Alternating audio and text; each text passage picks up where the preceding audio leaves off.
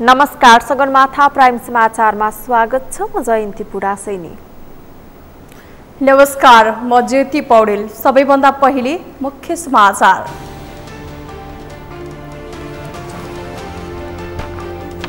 सिंहदरबारले प्रदेशलाई अधिकार नदिएको बागमती प्रदेशका पूर्व मुख्यमन्त्री पौडेलको आरोप।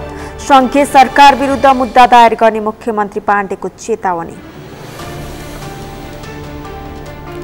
देश सीमित राजनैतिक पार्टीका केही व्यक्तिहरूको चङ्गुलमा फँसेको राप्रपा अध्यक्ष लिङदेलको दाबी। देशबारे निर्णय गर्ने अधिकार विदेशीको हातमा पुगेको टिप्पणी।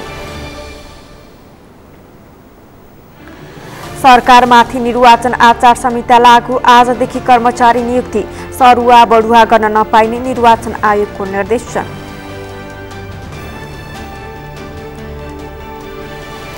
सत्तारूढ़ कंजर्भेटिव्स पार्टी की नेत्री लिज ट्रस बेलायत की नयाँ प्रधानमंत्री चयन। नेतृत्व का लागि कंजर्भेटिव्स पार्टी को चुनाव में विजयी।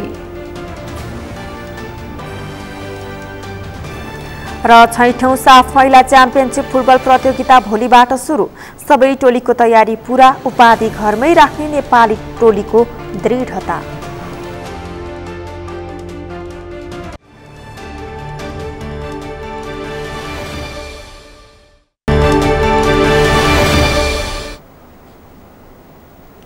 सगरमाथा प्राइम समाचार अब विस्तारमा।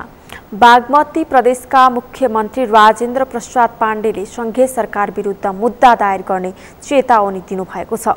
संघीय संसद राष्ट्रिय सभाबाट हालै पारित काठमाडौँ उपत्यका सार्वजनिक यातायात व्यवस्थापन प्राधिकरण विधेयक 2076 र नेपाल प्रहरी र प्रदेश प्रहरी कार्य सञ्चालन पर्यवेक्षण र समन्वय ऐन 2076 लाई संशोधन गर्न बनेको विधेयक संघीयता र संविधान विरोधी रहेको जिकिर गर्दै मुख्यमन्त्री पाण्डेले संघीय सरकार विरुद्ध केही दिनभित्रै मुद्दा दायर गर्ने बताउनु भएको हो।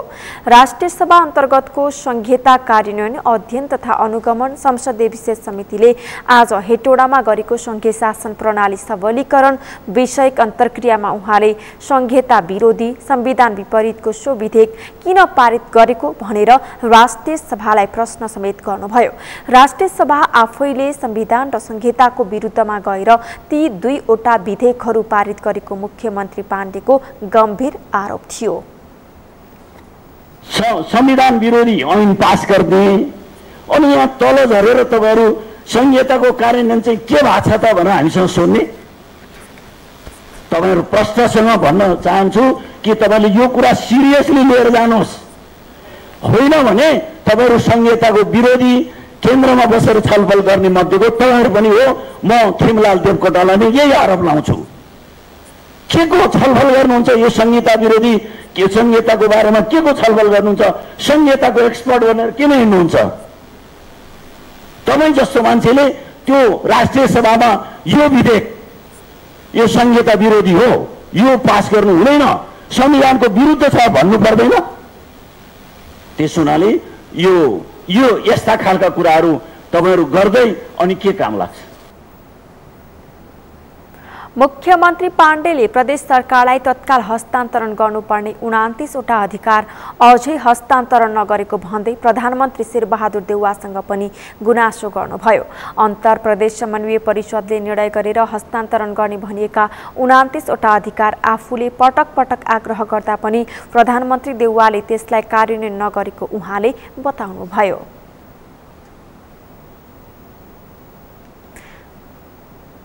बागमती प्रदेशका पूर्व मुख्यमन्त्री डोरमणी पौडेलले संघीय सरकारका कारण स्थानीय र प्रदेश सरकारले प्रभावकारी काम गर्न नसकेको आरोप लगाउनु भएको छ। प्रदेश राजधानी हेटौडामा आज भएको संघीयता सबलीकरण सम्बन्धी छलफलमा बोल्दै उहाँले संघीय सरकारको मानसिकतामा परिवर्तन नभएसम्म प्रदेश र स्थानीय सरकारका काम कारबाही प्रभावकारी बन्न नसक्ने बताउनु भएको हो। संघीय सरकारका कारण प्रदेश सरकारले आफ्नो कामको प्रदर्शनलाई देखाउन नसकेको गुनासो गर्नुभयो। उहाँले संघीय सरकार नै प्रदेश र स्थानीय सरकारलाई सबल बनाउन नचाहिरहेको दाबी गर्नुभयो। र 104 वर्ष भन्दा बढी काम गरिरहेको अनुभव बोकेको हैन यो स्थानीय सरकारसँग हामीले अहिले भर्खर जन्मिँदै 2 वर्ष 3 वर्ष पनि नपुग्दैमा तुलना गर्न थाल्यौं भने त्यो सम्भावना छैन। अनि हाम्रो चिन्तन र मानसिकता म तपाईँलाई अहिले उदाहरण दिन्छु। हामी माथि सिंहदरबारमा बस्नेहरू त के भन्छौँ भने सिंहदरबारमा बस्ने कार्यालय सहयोगी ठुलो हुन्छ, तर यो प्रदेश र स्थानीय तहका भनेका सचिव पनि केही पनि होइनन्। त्यो लेभलको त्यो मानसिकताले काम गरिरहेको छ सिंहदरबारमा। अनि तपाईँ सरकार यो चाहिने प्रदेशले राम्रो काम गर्न सकेन, काम गरेन, अथवा यो भएन त्यो भएन जुन आलोचना भइरहेको छ नि, त्यो विषयमा हामी सचेत हुने कि नहुने। उहाँले संघीय सरकारले प्रदेश र स्थानीय सरकारको हात बाँधेर राखेको दाबी गर्नुभयो। संघीयता आउने बित्तिकै दिल्लीका केजरीवालले जस्तो काम गर्नुपर्ने मानसिकता राखिएको उल्लेख गर्दै उहाँले दिल्लीको जस्तो अधिकार नेपालको प्रदेश सरकारलाई संघ सरकारले दिएको छ कि छैन भन्ने मूल्याङ्कन गर्ने काम नभएको गुनासो गर्नुभयो। बागमती प्रदेशका मन्त्रीहरूले संविधानमा 3 तहको सरकारको अधिकार क्षेत्र स्पष्ट नभएको तर्क गरेका छन्। संघीय सरकार संघीयतालाई प्रवर्धन गर्नेतर्फ नभई निरुत्साहित गर्नेतर्फ अगाडि बढेको बागमती प्रदेशका मन्त्रीहरूको गुनासो छ। एक रिपोर्ट। संघीयता कार्यान्वयन अध्ययन तथा अनुगमनका सम्बन्धमा बागमती प्रदेशका मन्त्रीहरूले संघीय सरकारको मजोरी औल्याएका छन्। उनीहरूले संविधानमा 3 तहको सरकारको अधिकार क्षेत्र स्पष्ट नभएको भन्दै संघीय सरकारको बल मिच्याइमा परेको टिप्पणी गरेका छन्। बागमती प्रदेशका उद्योग वाणिज्य तथा आपूर्ति मन्त्री मिलनबाबु श्रेष्ठले संविधानमा 3 तहको सरकारको अधिकार क्षेत्रको सम्बन्धमा अस्पष्टता रहेको बताए। संघीय शासन प्रणाली सबलीकरण गर्ने कुरामा हामीहरू अगाडि बढ्नुपर्ने अवस्था हो।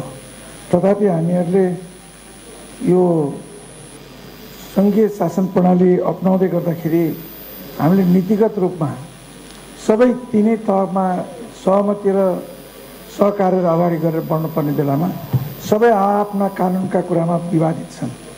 सबभन्दा ठुलो समस्या यो छ। प्रदेश सरकारका कानुनका कुरा, संघीय सरकारका कानुनका कुरा र स्थानीय सरकारका आफ्ना कानुनका कुरा, यो सबभन्दा ठुलो जटिल अवस्था यो छ। यसले गर्दाखेरि कसरी यसले अगाडि सबलीकरणतिर जाला भन्दा झन् पछाडि हट्ला जस्तो परिस्थिति छ। त्यसैगरी बागमती प्रदेश सरकारका खानेपानी ऊर्जा तथा सिँचाइ मन्त्री बसन्त प्रसाद मानन्दरले संघीय सरकार संघीयतालाई प्रवर्धन गर्नेतर्फ नभई निरुत्साहित गर्नेतर्फ अगाडि बढेको टिप्पणी गरे। उनले अन्तर प्रदेश परिषदको बैठक हरेक वर्ष बसे पनि बैठकको निर्णय कार्यान्वयन फितलो भएकोले संघीय सरकार हाबी हुन थालेको बताए। संघीय सरकारले आफ्ना कार्यालयहरू चाहिँ घटाउने होइन कि बढाउनै लगिराखेको छ क्रमशः। यो सबभन्दा ठुलो समस्याको रूपमा हामी देखिराखेका छौँ। यस प्रकार संघीय सरकार स्वयं यसलाई प्रवर्धन गर्ने भन्दा पनि निरुत्साहित गर्ने ढङ्गबाट अगाडि बढेको प्रष्ट रूपमा देखिन्छ। विभिन्न यसै प्रकारका फोरमहरूमा यो किन भइराखेको छ भनेर हामीले बारम्बार प्रश्न उठाउँछौँ, तर जवाफ दिन चाहनुहुन्न, उहाँहरू त्यो विषयमा बोल्न चाहनुहुन्न। कार्यक्रममा बागमती प्रदेश सरकारकी कृषि तथा पशुपन्छी विकास राज्यमन्त्री इन्द्रमाया गुरुङले 3 तहको सरकारबीच समन्वय हुन नसकेको भन्दै संघीयताको सबलीकरणका लागि सबैको ध्यान पुग्नुपर्ने बताइन्। सहकारिता, सहअस्तित्व, समन्वयकारीको भूमिका एकदम कमी छ। त्यो कमी भएको कुरालाई हामीले राम्रोसित कार्यान्वयन गर्न सक्यो भने सबै किसिमको सबै तहलाई चाहिँ यो कार्यान्वयन गर्न सकिन्छ भन्ने मलाई लाग्छ। किनभने हामी एक तर्फी मात्रै होइन, सबै तहमा व्यवस्थित गर्ने कुरामा, व्यवस्थापनको कुरामा सबै तहमा हामी जानु जरुरी छ। अनि मात्रै हामीले साँच्चीकै संघीयताले खोजेको कुरा अनि संघीयता शासन प्रणालीले सबलीकरण गर्नको लागि जुन यो आज चाहिँ अन्तर्क्रिया कार्यक्रम गरेको छ, भइरहेको छ, यो अन्तर्क्रिया कार्यक्रमले सार्थक पाउनेछ भन्ने मैले लिएको छु। त्यस्तै बागमती प्रदेश सरकारकी स्वास्थ्य राज्यमन्त्री कल्पना नेपालीले प्रदेश सरकारले धेरै मन्त्री बनाएको भए पनि अधिकार नपाएको गुनासो गरिन्। संघीयताको धारणा पछि हामीले के पायौँ भन्दै गर्दाखेरि संघीयताको धारणा पछि आज कल्पना नेपाली माननीय र मन्त्री हुन पाएको छ। यो एउटा उपलब्धि पनि मान्छु म, भने यसलाई उपलब्धिको रूपमा लिनुपर्छ। तर आफू म एक्लै भइरहँदाखेरि मैले प्रदेश सभाभित्रबाट के परिवर्तनहरू गर्न सकेँ, बागमती प्रदेशभित्रका दलितहरू कति सक्षम हुन सके, बागमती प्रदेशभित्रका महिलाहरू कति स्वरोजगार भए, कतिको आत्मबलमा परिणत भयो, त्यो पनि सोच्नुपर्ने अवस्था आउँछ। र म स्वास्थ्य राज्य मन्त्री हुँदै गर्दाखेरि मैले के गरेँ भनेर देखाउने कामहरू खोइ मेरो। 3 तहको सरकारबीच सहकार्य, सहयोग र अधिकार बाँडफाँडमा संविधान अनुसार अघि बढ्न सके मात्र संघीयताको आधार मजबुत हुने बागमती प्रदेशमा मन्त्रीहरूको ठम्याइ छ। प्रदेशसभाका सांसदहरूले संघीय सरकारले प्रदेश सरकारलाई अधिकार दिन नचाहेको आरोप लगाएका छन्। संघीयता सबलीकरण सम्बन्धी छलफलका क्रममा आज बागमती प्रदेशसभाका सांसदहरूले संघीय सरकारले प्रदेश सरकारको अधिकार समेत आफै प्रयोग गरेर प्रदेशलाई दिएको अधिकार समेत कटौती गरेको गुनासो गरेका छन्। एक रिपोर्ट। सोमबार हेटौडामा आयोजित संघीयता सबलीकरण सम्बन्धी छलफलका क्रममा बागमती प्रदेशसभाका सांसदहरूले संघीय सरकारले प्रदेश सरकारको अधिकार समेत आफै प्रयोग गरेर प्रदेशलाई दिएको अधिकार समेत कटौती गरेको गुनासो गरेका छन्। प्रदेशसभा सदस्यहरूले संघीयताप्रतिको प्रश्न ठूला राजनीतिक दल र नेतृत्वले गरेका अपारदर्शी निर्णयले प्रश्नहरू खडा भएको समेत बताए। संघीयता आफैमा गलत नभएको स्पष्ट पार्दै उनीहरूले सञ्चालन प्रक्रिया गलत हुँदा संघीयता कार्यान्वयनमा समस्या आएको पनि औल्याएका छन्। नीति निर्माण गर्ने कुरा संघीय सरकारले जुन एउटा काखी च्यापेर बसेको छ अधिकारहरू तल प्रदेशमा दिनै खोजेको छैन। तपाईँ हेर्नुहोस् अहिले केन्द्रीय सरकारको त्यो मोटो किताबमा हेर्नु त 2 लाख 5 लाख 10 लाख त्यो 50-60 हजारको योजना पनि छ। किन त्यो अहिलेसम्म आइराखेको छ? त्यस कारणले गर्दाखेरि यो कुराहरू हामीले कार्यान्वयन गर्ने तहका व्यक्तिहरूले लानुपर्छ र संहिता नेपालको लागि अत्यन्त जरुरी थियो, यो छ र यसलाई कार्यान्वयनको सन्दर्भमा हामी सबै जिम्मेदार बन्नुपर्छ। धन्यवाद। बागमती प्रदेशसभा सदस्य माधव पौडेलले प्रदेश सरकारलाई दिएको अधिकारलाई पनि संघीय सरकारले कटौती गरेको बताए। उनले संघीय सरकारले प्रदेश तथा स्थानीय तह समेतको कर्मचारी सरुवा बढुवा र नियुक्ति गर्ने काम आफै गर्ने गरेको भन्दै त्यो अधिकार प्रदेश सरकारलाई दिनुपर्ने बताए। उनले प्रदेश सरकारले बनाएका नीति निर्माण कार्यान्वयनमा समेत संघीय सरकारले समस्यामा पार्ने गरेको बताए। प्रदेशमा कर्मचारीको खटपटन सरुवा बढुवा र पालिकाको चाहिँ प्रमुख चाहिँ आफूले नियुक्ति गर्ने समग्र कुरामा चाहिँ त्यो खालको चाहिँ आकांक्षा राखेर जुन खालको चाहिँ हामीलाई प्रदेशका नीति निर्णयलाई कार्यान्वयन गर्नमा बाधा अवसर पाएको छ, यस कुरामा पनि म ध्यान आकर्षण गराउन चाहन्छु। गैर संस्थाको चाहिँ अधिकार भनेको चाहिँ हाम्रो संविधानले प्रदेशलाई दिएको छ, तर अहिले पनि सिडिओ कार्यबाट चाहिँ सङ्घ संस्था चाहिँ दर्ता गर्ने खालको चाहिँ हिजोको ऐनलाई एउटा अगाडि बढेको अवस्थामा रहिरहेको छ। त्यस्तै प्रदेशसभा सदस्य नुछे नारायण श्रेष्ठले स्थानीय सरकारले प्रतिपक्षको कुरा सुनवाई नगरेर अधिनायकवाद ल्याउन खोजेको बताए। उनले स्थानीय सरकार सञ्चालनका विषयमा सत्ता पक्ष र प्रतिपक्ष भनेर नराखिएकाले जितेर जानेहरूले अधिनायकवाद ल्याउन खोजेको बताए। उनले स्थानीय सरकार सञ्चालनमा पनि प्रतिपक्षको कुरा सुनवाई हुने गरी कानुन ल्याउन आवश्यक रहेको बताए। स्थानीय सरकार चाहिँ अधिनायकवादतिर गएको हो कि भन्ने हामीले महसुस गरिरहेको छौँ। किन भन्दा कुनै पनि मत 2 मतले 4 मतले हार्ने अर्को प्रतिद्वन्दी साथीहरूको त्यहाँ कुनै पनि सुनवाई हुँदैन, कुनै केही कामै हुँदैन। किन भन्दा उसले एकदमै हेर्ने तरिकाले मेरो प्रतिपक्षी मेरो प्रतिद्वन्दी भन्ने कुरा भएको छ।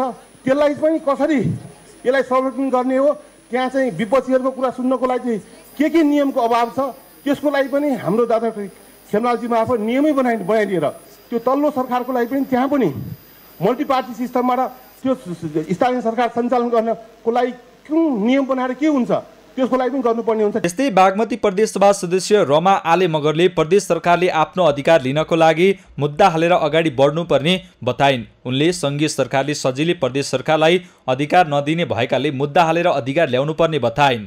प्रदेश सरकारले पनि स्थानीय सरकारले पनि आफूलाई आवश्यक पर्ने ऐन बनाउनुपर्छ र अगाडि बढ्नुपर्छ। यदि त्यो कार्यान्वयन हुन दिँदैन भने, कार्यान्वयन हुने सन्दर्भमा अप्ठ्यारो परिस्थिति आउँछ भने त्यसमा मुद्दा हाल्नुपर्छ र मुद्दाको प्रक्रियाबाट चाहिँ अगाडि बढ्नुपर्छ भन्ने मलाई लाग्छ। त्यसो हुँदा अधिकार हामीले सोचे जस्तो सजिलै हामीलाई आउँछ भन्ने कुरामा म चाहिँ विश्वस्त छैन।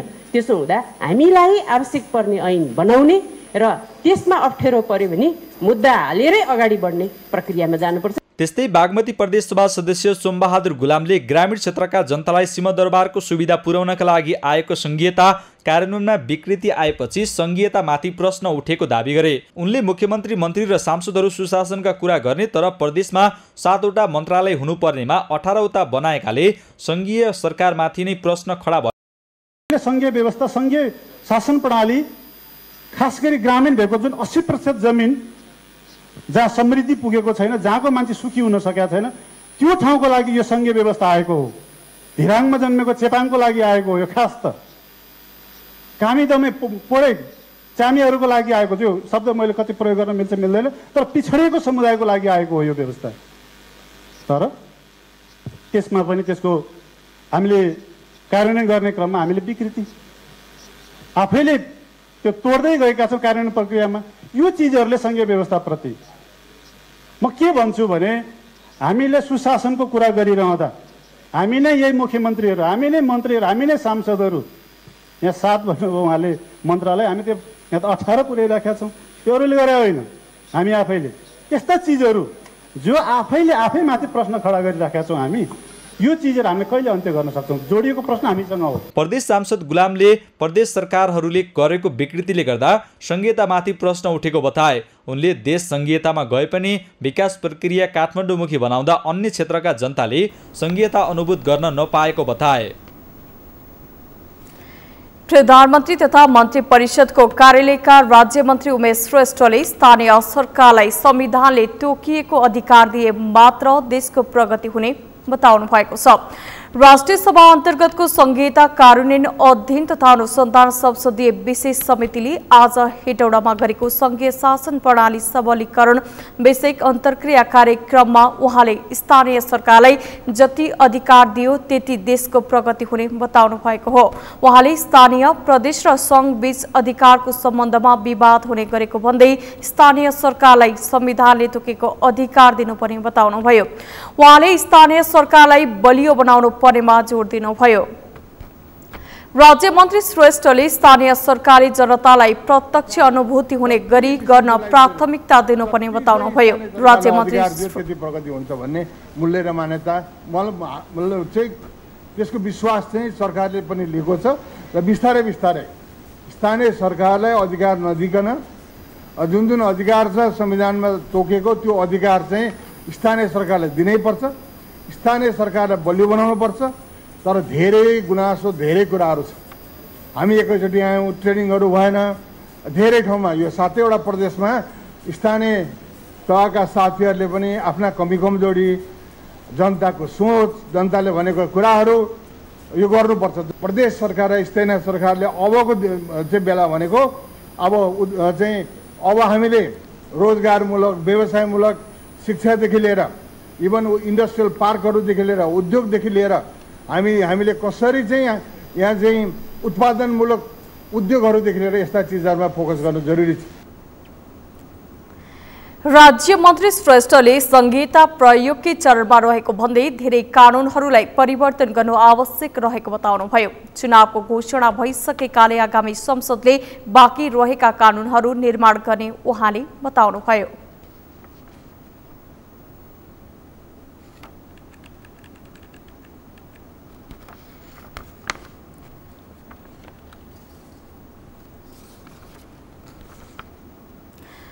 नेकपा एकीकृत समाजवादीका अध्यक्ष माधव कुमार नेपालले दलित समुदायमाथि हुने विभेदको अन्त्य गर्नुपर्ने बताउनु भएको छ। अध्यक्ष नेपालले दलित समुदायमाथि चर्को विभेद भइरहेको बताउनुभयो। उहाँले दलित समुदायमाथि विभेदपूर्ण व्यवहार गरिनु गलत रहेको बताउनुभयो। उहाँले दलित समुदायमाथि हुने विभेद र अपमानपूर्ण व्यवहारको अन्त्य गर्नुपर्ने बताउनुभयो। अध्यक्ष नेपालले दलित समुदायमाथि विभेद गर्न नहुने भनी संविधान र कानूनमा लेखिएको भए पनि व्यवहारमा साकार हुन नसकेको बताउनुभयो। विवेकपूर्ण व्यवहार, त्यो व्यवहारको शिकार भनेको हाम्रो समाजमा दलित समुदाय भएको छ। यसलाई अन्त्य गर्ने अटक हामीले गर्नै पर्छ। हाम्रो संविधानमा लेखिएको छ, कानूनमा लेखिएको छ, हाम्रो पार्टीको सिद्धान्तमा लेखिएको छ। तर त्यो व्यवहारमा हामीले कसरी साकार पार्ने हो, त्यो गहन जिम्मेवारी हाम्रो काँधमा छ। सुदूरपश्चिमतिर उतार्दै महिलाहरूलाई विभिन्न हिंसाहरूले अत्याचारहरू गरिन्छ। सुनिन्छ त्यहाँ छाउपडी प्रथाको नाउँमा घरमा बस्न दिँदैन, दलितहरूलाई विभिन्न हिंसाहरूले अपमानपूर्ण व्यवहार गरिन्छ। उहाँले अल्पसंख्यक समुदाय, लोपन्मुख जातिहरूको संरक्षणमा पनि ध्यान दिनुपर्ने बताउनुभयो।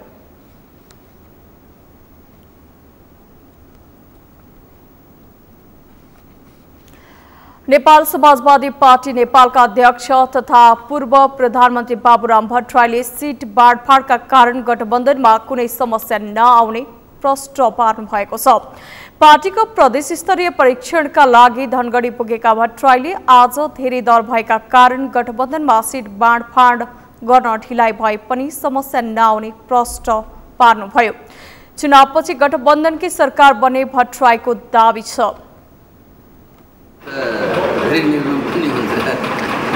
मान्छेको सानो खाजाको रोटीको टुक्राको बाँडफाँडमा त समय लिन्छ, झगडा हुन्छ भने सत्ताकै बाँडफाँडमा अलिकति समय लाग्ला अन्यथा मान्नु हुँदैन। तर यही कारणले गर्दा भद्रन्छ बिग्रिन्छ भन्ने चाहिँ होइन। यो त मोलमोलाई नै हो। एक्लैलाई गलाउने थकाउने ढङ्गले चाहिँ गरिहाल्छ, त्यो एउटा कुटनीतिक चाल नै हो। तर अन्त त फेरि के हो भने सँगै नगई त सुख छैन। एक्लै त कसैको नि बहुमत आउँदैन। खालि यो गलाउने थकाउने ट्याक्स मात्रै हो। अन्त त सहमति हुन्छ गठबन्धनबाटै चाहिँ। भट्टराईले नेपालमा दल कांग्रेस र एमाले बाहेक आवश्यक वैकल्पिक शक्तिका रूपमा एकताका लागि समाजवादी, माओवादी, नेकपा यस लगायतका दलहरूसँग छलफल चलिरहेको बताउनुभयो। राष्ट्रिय प्रजातन्त्र पार्टी राप्रपाका अध्यक्ष राजेन्द्र लिङदेनले देश समिति राजनीतिक पार्टीका केही व्यक्तिहरूको चंगुलमा फसेको टिप्पणी गर्नुभएको छ। आज बाँकेको नेपालगञ्जमा आयोजित पत्रकार सम्मेलनमा अध्यक्ष लिङदेनले पछिल्लो समय नेपालको बारेमा निर्णय गर्ने अधिकार समेत विदेशीहरूको हातमा पुगेको भन्दै देश सीमित पार्टीका केही व्यक्तिहरूको चंगुलमा फसेको टिप्पणी गर्नुभएको हो। वर्तमान अवस्थामा नेपाली राजनीतिको विकल्प राप्रपा मात्र भएको लिङदेनको भनाइ छ। त्यस क्रममा नेकपा एमालेसँग केही कुराहरू बढिराखेको छ, तर समाचारको रूपमा सुनाउने गरी लेख्ने गरी त्यस्तो ठोस कुनै निर्णयहरू भइसक्यो। पहिलोचोटि नै भने होला कि नेकपा एमालेसँग स्थानीय स्तरमा भनेको जिल्ला तहमा सिटको तालमेलहरू गर्ने केही समझदारीहरू बन्न लागेको छन्, तर त्यसले कुनै ठोस आकार लिइसकेको छैन। सुनाउने गरी यो सिटमा हुने हो, यहाँ हुने हो भन्ने गरी भएको छैन। तर तपाईहरू आफैले बुझ्नुहुन्छ कि पार्टी अध्यक्ष, उपाध्यक्ष, महामन्त्री रहेको सिटहरू स्वाभाविक रूपले त्यो चाहिँ सुरक्षित हुन्छन् भन्ने कुरा त तपाईहरूले यसै पनि अनुभव। अध्यक्ष लिङदेनले आगामी निर्वाचनमा आधारभूत रूपमा गठबन्धन नगर्ने भनिए पनि आवश्यकता अनुसार कुनै दलसँग सहकार्य गरेर अगाडि बढ्न सकिने बताउनुभयो। अध्यक्ष लिङदेनले सांसदको गरिमा जोगाउन संसद पदबाट राजीनामा दिएको स्पष्ट पार्नुभयो।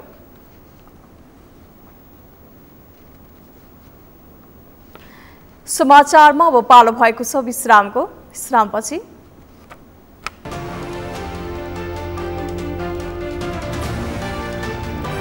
सरकारमाथि निर्वाचन आचार संहिता लागू, आजदेखि कर्मचारी नियुक्ति सरुवा बढुवा गर्न नपाइने निर्वाचन आयोगको निर्देशन।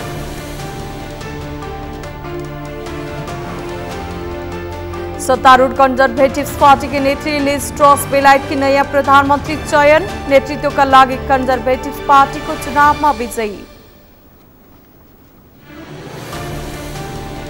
र 6औं साफ महिला च्याम्पियनशिप फुटबल प्रतियोगिता भोलिबाट सुरु, सबै टोलीको तयारी पूरा, उपाधि घरमै राख्ने नेपाली टोलीको दृढता।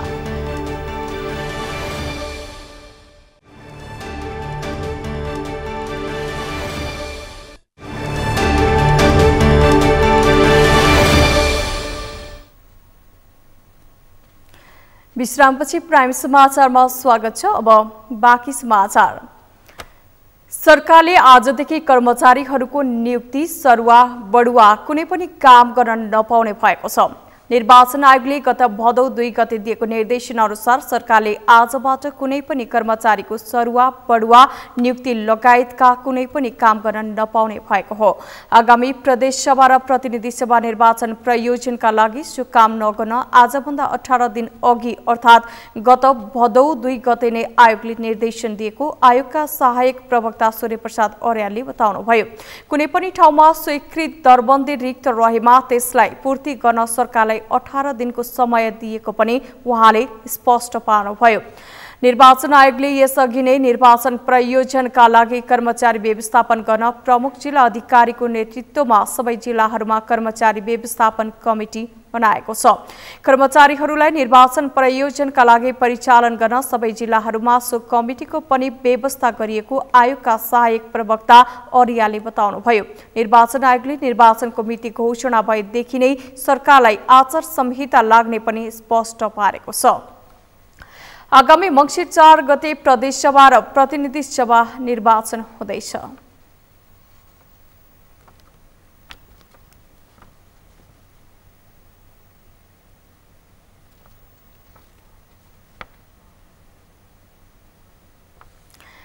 पछिल्लो समय काठमाडौँ उपत्यका सहित देशका सबै जिल्लामा डेंगूको संक्रमण फैलिएको छ। देशभर अहिलेसम्म 5000 भन्दा बढीमा डेंगू संक्रमण पुष्टि भइसकेको स्वास्थ्य मन्त्रालयले जनाएको छ। असारको दोस्रो सातादेखि काठमाडौँ उपत्यकामा मात्र देखिएको डेंगू संक्रमण भदौको तेस्रो साता नपुग्दै देशभरि फैलिएको छ। देशका 7 प्रदेश डेंगूले आक्रान्त बनेको बेला स्वास्थ्य मन्त्रालयले भने तत्काल संकटकाल घोषणा नगर्ने निर्णय गरेको छ। यसुता भण्डारीको रिपोर्ट। अहिले देशैभर डेंगू संक्रमणको चर्चा छ। देशका सबै जिल्लामा फैलिएको डेंगू 5000 बढीमा पुष्टि भइसकेको तथ्याङ्क छ। असार मसान्तसम्म जम्मा 56 जना डेंगू संक्रमित फेला परेकोमा अहिले यो दर वात्तै बढेको हो। विशेष गरी ललितपुर, काठमाडौँ र मकवानपुर जिल्लामा भने संक्रमणको संख्या अकासिएको छ।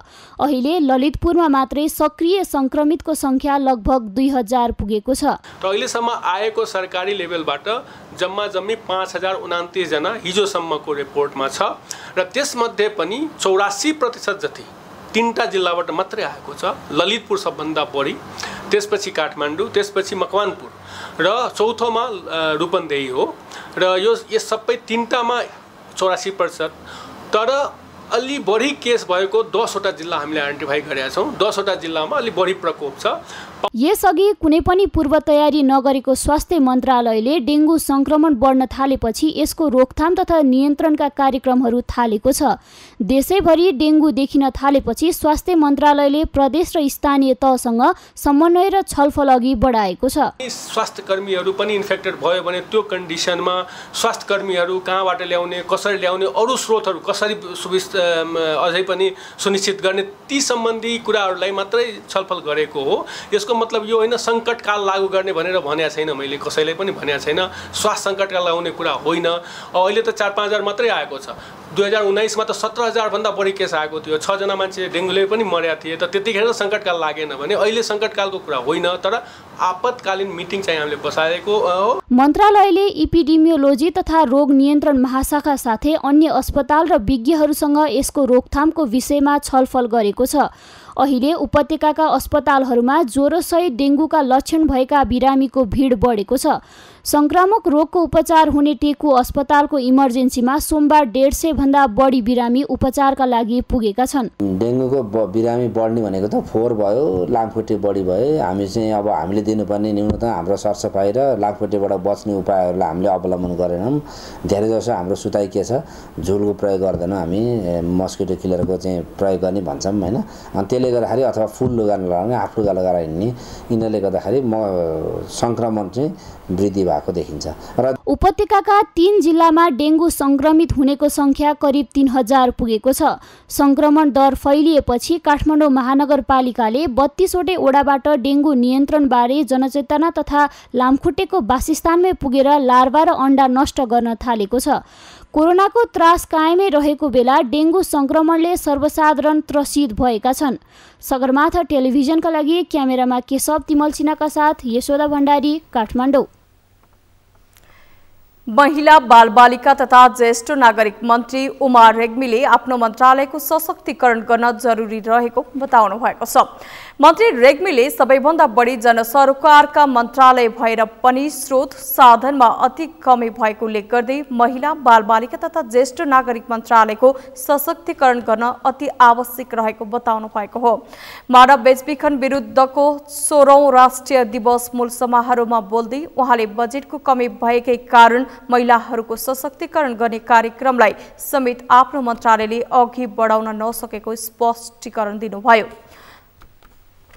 विकास गर्नु जरुरी छ। उद्यमशीलताको विकास गर्ने भने मैले त लेखेरै दिएको थिएँ वास्तवमा अर्थ मन्त्रालय।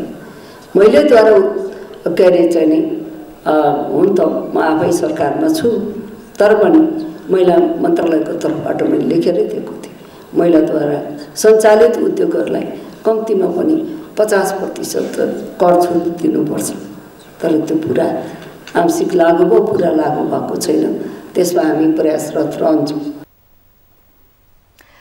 मन्त्री रेग्मीले महिलाहरूले सञ्चालनमा ल्याएका उद्योगहरूका लागि 50% कर छुट गर्न आफू प्रयत्नशील रहेको पनि बताउनुभयो।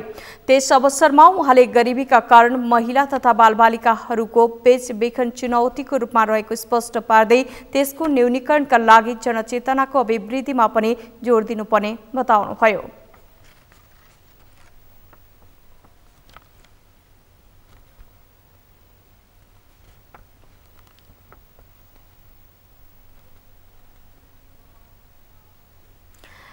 नेपालमा मानव बेचबिखन र उसार पसार कार्य गम्भीर समस्याको विषय बन्दै गएको छ। पछिल्लो 4 वर्षको सरकारी तथ्याङ्क अनुसार 989 जना नेपाली मानव बेचबिखनमा परेका छन्। यस्ता घटना हुन नदिन सरकारी तथा गैर सरकारी तहबाट प्रयास भइरहेको भए पनि बेचबिखनमा परेको संख्यामा कमी आउन सकेको छैन। चेतनाको स्तर बढाउन सके यस्तो समस्यामा कमी आउने जानकारहरूको भनाइ छ। अभिषेक सुनारको रिपोर्ट। मानव बेचबिखन विरुद्धको 16औं दिवसका अवसरमा आज देशैभर विभिन्न कार्यक्रम गरी मनाइएको छ।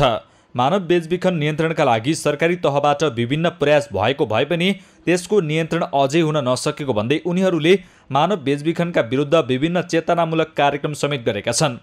वैदेशिक रोजगारी, शैक्षिक परामर्श, अन्तर्देशीय विवाह लगायत विभिन्न बहानामा नेपालीहरू बेचिँदै आएका छन्। पछिल्लो समय नेपालमा नयाँ शैली र मार्ग प्रयोग गरेर मानव बेचबिखन र ओसार पसार भइरहेको सरोकारवालाहरूको भनाइ छ। बैंक स्टेटमेन्टहरूको झुट्टा बनाएको, कोही नाता प्रमाणितहरू झुट्टा बनाएको, अनि कोही चाहिँ उताबाट आएको स्पोन्सर लेटर नभएको, त्यस्ता व्यक्तिहरू चाहिँ जबरजस्ती चाहिँ यहाँबाट चाहिँ दुबई जाने, दुबईमा एउटा चाहिँ भिजिट भिसाको चाहिँ आवरणमा जाने र दुबईमै अथवा दुबईबाट सिधै जुन देशसँग चाहिँ हाम्रो चाहिँ नेपालको चाहिँ एउटा श्रम सम्झौता हाम्रो चाहिँ G2G भएर चाहिँ श्रम सम्झौता भएको छैन ती देशहरूमा चाहिँ एउटा घरेलु कामदारको रूपमा लैजाने र घरेलु जो पनि घरेलु कामदारको रूपमा चाहिँ गएर चाहिँ काम गर्दै हुनुहुन्छ उहाँहरू नै बढी चाहिँ बेचबिखनको चाहिँ जोखिममा परेको चाहिँ हामीले पाएका छौँ। मानव बेचबिखन नियन्त्रणका लागि सरकारी तथा गैर सरकारी तहबाट प्रयास भइरहेको भए पनि अझै पनि समस्या यथावत छ। त्यसैले कडा कानुनी व्यवस्थाका साथै पर्याप्त जनचेतना जगाउनु पर्ने सर्वसाधारणको भनाइ छ।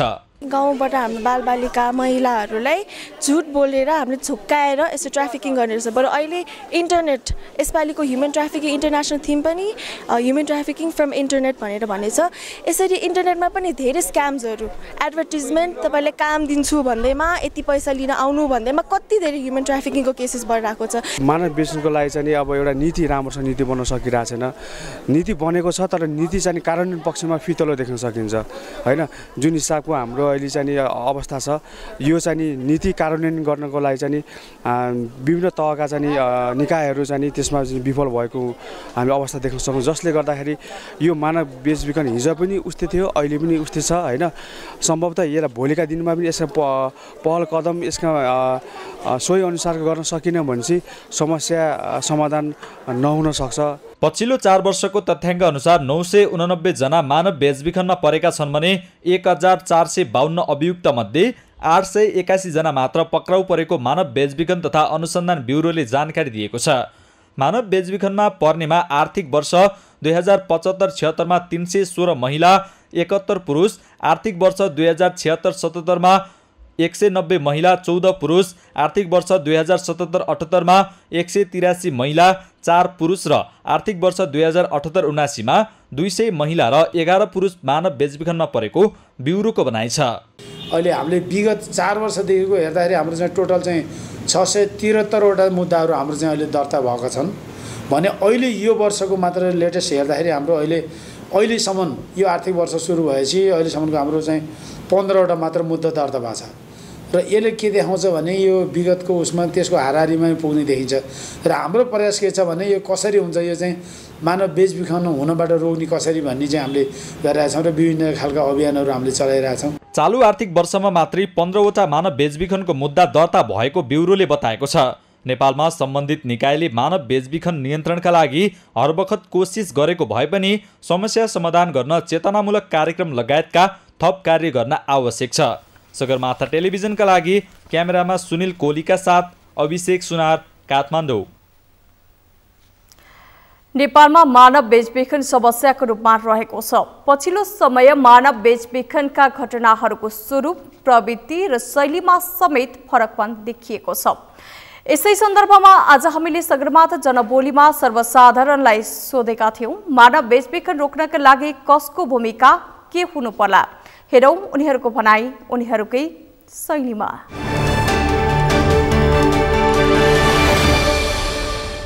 नारा चाहिँ अब तिनै तहको सरकार, मानव बेचबिखन विरुद्धको सरोकार भनेर यो देशव्यापी नै मनाइरहेछ। अब धेरै जसो कार्यक्रमहरूको चाहिँ मनाउनको लागि मात्रै मनाउने पनि देखा भएर त्यसको प्रभावकारिता कम भयो होला।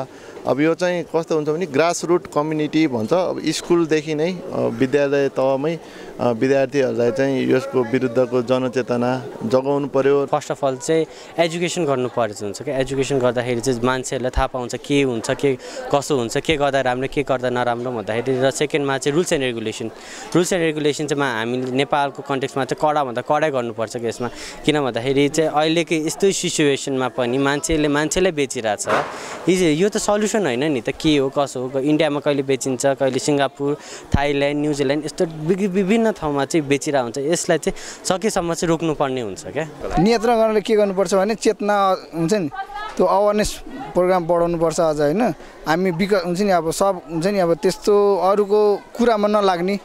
अब आफूले हुन्छ नि अरूले भन्छ अब यहाँ गर त्यहाँ विदेश जान्छु यस्तो हुन्छ नि अब माया जालमा पारेर बाहिर लाने गर्छ नि त, त्यस्तो नपर्ने सरकारद्वारा हुन्छ नि अब अझै यसले प्रायोरिटी दिएर हामी चाहिँ यसमा अधिक काम गर्न सक्छौँ भने यो हामी चाहिँ अझ राम्रो गर्न सक्छौँ भने। नेपालमा जति पनि संस्था भए पनि लाइक ह्युमन ट्राफिकिङ चाहिँ अझै घटेको पनि छैन। त्यसको लागि चाहिँ हामीले पब्लिक अवेरनेस गर्न खोजेको, जनचेतना बढाउन खोजिरहेको हो। उनीहरूको उद्धार नहुनुको कारणमा चाहिँ एक त हाम्रो ल फितलो छ, त्यही भएर रुल्स रेगुलेसन चाहिँ राम्रो नभएको कारणले गर्दाखेरि एक त, अनि दोस्रो मानिसहरूमा चाहिँ जनचेतना अवेरनेस नै छैन कि मानव बेचबिखनलाई रोकथाम गर्नुपर्छ भनेर। अनि त्यही कारणहरूले चाहिँ भइरहेको छैन। बोर्डरहरू चाहिँ अलिक टाइट गर्नु पर्ला। अनि त्यस्तो मानव बेचबिखन सम्बन्धी सक्रिय तालिम त्यस्तो गराउने विगत ठाउँहरूमा। पहिला चाहिँ यो गभर्मेन्टहरूले जुन रुल्सहरू बनाएको छ, रुल्सहरू बनाए तापनि स्ट्रङ रुल्सहरू भए पनि यसलाई चाहिँ इम्प्लिमेन्ट भएको छैन। त्यो इम्प्लिमेन्ट गर्नु पर्यो, अवेरनेसहरूको प्रोग्रामहरू धेरै गर्नु पर्यो, अनि मान्छेहरू एजुकेटेड हुनु पर्यो। मेन त त्यही हो।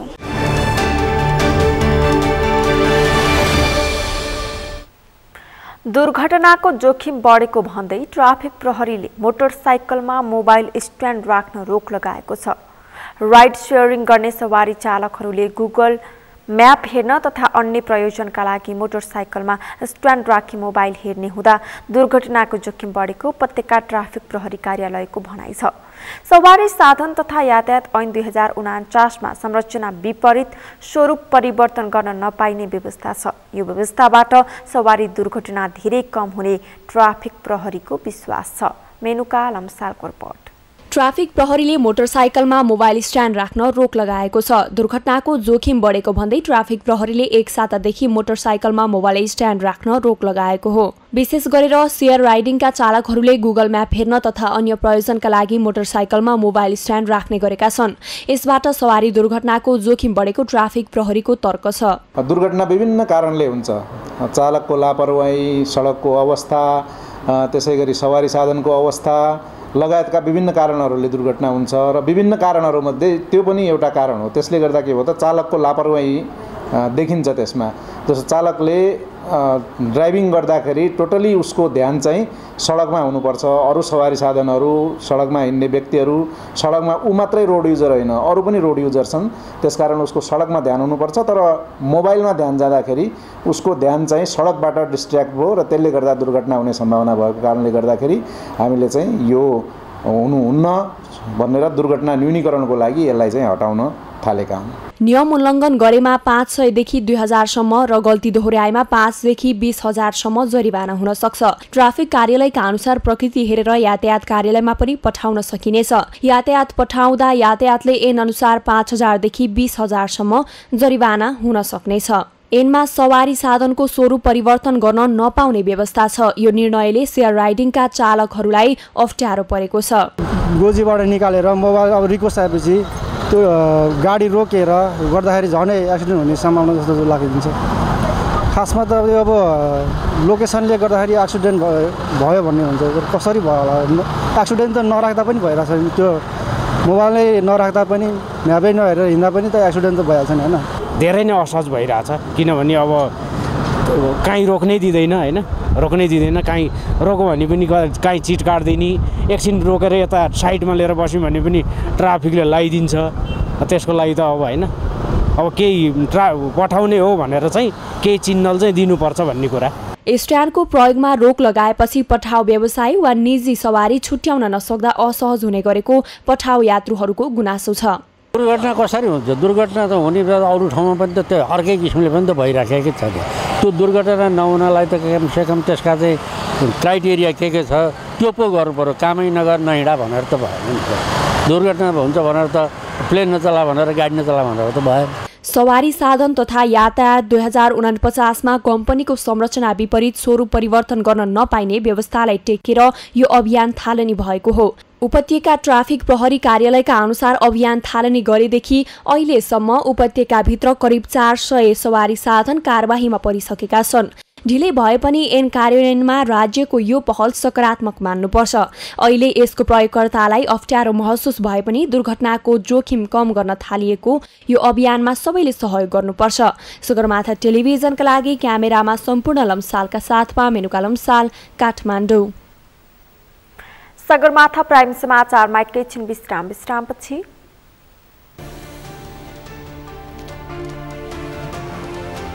सत्तारूढ़ कंजर्भेटिव्स पार्टी की नेत्री लिज ट्रस बेलायत की नयाँ प्रधानमंत्री चयन। नेतृत्व का लागि कंजर्भेटिव्स पार्टी को चुनाव में विजयी। र 6औं साफ महिला च्याम्पियनशिप फुटबल प्रतियोगिता भोलिबाट सुरु। सबै टोलीको तयारी पूरा। उपाधि घरमै राख्ने नेपाली टोलीको दृढता।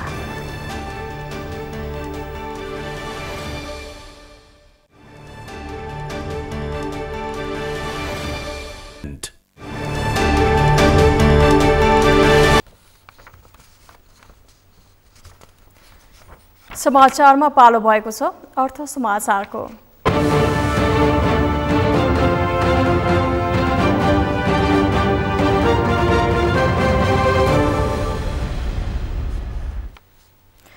साताको दोस्रो कारोबारको दिन आज नेप्से परिसूचकसँगै कारोबार रकम समेत घटेको छ।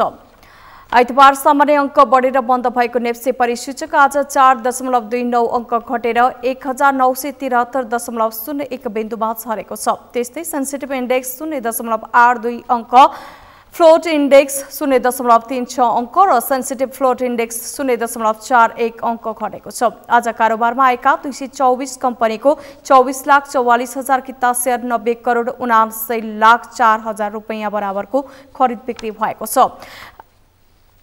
आइतबारको कारोबारमा 1 अर्ब भन्दा बढीको शेयर खरिद बिक्री भएको बजारमा आज 90 करोड बराबरको मात्रै कारोबार भएको छ। आज नेप्सेका 13 उपसमूह मध्ये 2 उपसमूहको परिसूचक बढेको छ भने बाँकी 11 उपसमूहको घटेको छ, जसमा उत्पादन तथा प्रशोधन उपसमूहको परिसूचक 0.04% र लघुवित्त उपसमूहको 0.06% बढेको छ। तर यता अन्य उपसमूहको परिसूचक 1.04% र वित्तको 0.59% घटेको छ।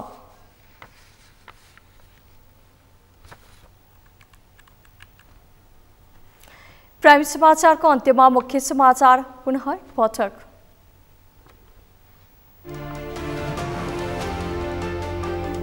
सिंहदरबारले प्रदेशलाई अधिकार नदिएको बागमती प्रदेशका पूर्व मुख्यमन्त्री पौडेलको आरोप।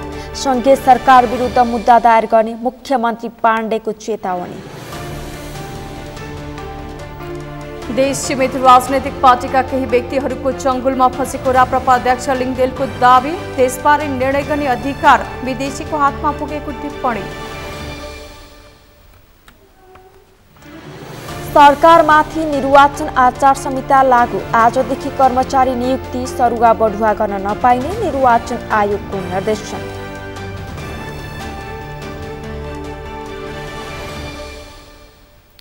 सत्तारूढ़ कंजर्वेटिव पार्टी के नेत्री लिज ट्रस बेलायत की नया प्रधानमंत्री चयन, नेतृत्व का लागि कंजर्वेटिव पार्टी को चुनाव में विजयी। र 6औं साफ महिला च्याम्पियनशिप फुटबल प्रतियोगिता भोलिबाट सुरु, सबै टोलीको तयारी पूरा, उपाधि घरमै राख्ने नेपाली टोलीको दृढता।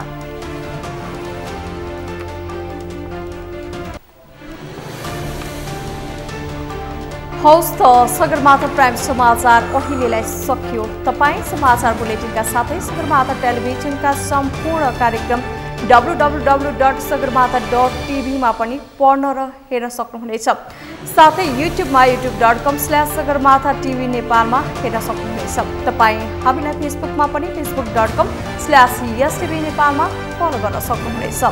समाचारको शिखर, नेपालको गौरव, नेपालको पहिलो न्युज च्यानल सगरमाथा टेलिभिजन हेर्दै गर्नुहोला। नमस्कार।